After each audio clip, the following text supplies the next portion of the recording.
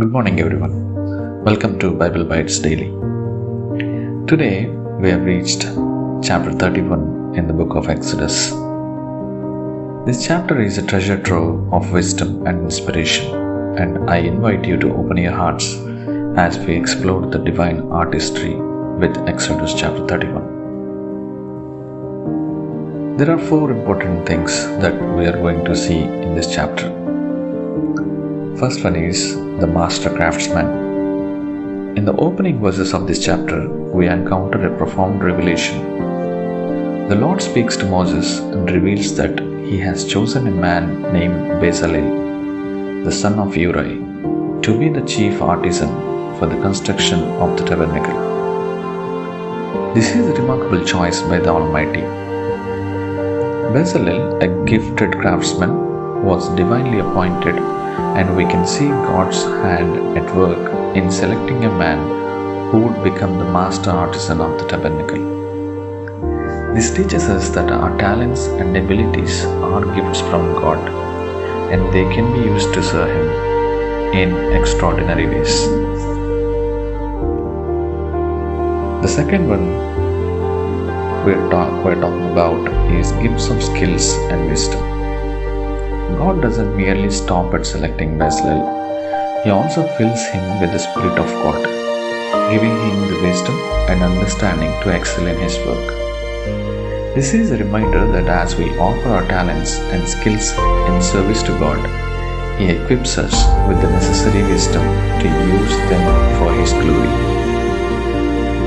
In our own lives, we have felt that God has given us a unique gift or skill. It's important to remember that these talents are not just for our benefit, but can be used for God's purposes. Just as Bezalel used his gift to create a sacred space for God's presence. The third important concept in this chapter is about building the tabernacle. As we continue reading Exodus 31, we find a detailed description of the craftsmanship involved in building the tabernacle. Bezalel and his skilled artisans were responsible for creating the Ark of the Covenant, the golden lampstand, the altar of incense, and so much more. Each of these intricate and beautiful pieces was a labor of love, a testimony to their dedication to the Lord. When we offer our skills and abilities to God, we become co-creators with Him, fashioning spaces where His presence can dwell, just as Bezalel's work was a form of worship. We too can worship through our vocations, our hobbies, and our creative endeavors. The fourth and important thing this chapter talks about is the Sabbath rest. In the later part of Exodus chapter 31, we find the precious commandment from the Lord, the command to observe the Sabbath.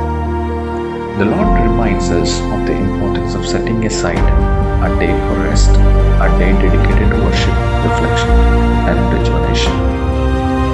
As we engage in our creative endeavors, it's easy to become consumed by our work. However, God calls us to remember the Sabbath to rest and to find spiritual renewal. We will strike a balance between our creativity and our rest, remembering that even in our ceaseless activities, God is in control. Towards the end of the chapter, when we conclude this, in Exodus chapter 31, we discover the divine artistry that lies at the heart of our faith. God is the Master Craftsman, and we are His co-workers, empowered by His Spirit to use our gifts for His glory. As we follow in the footsteps of Bezalel and the skilled artisans of the tabernacle, may we remember to dedicate our talents to the service of God.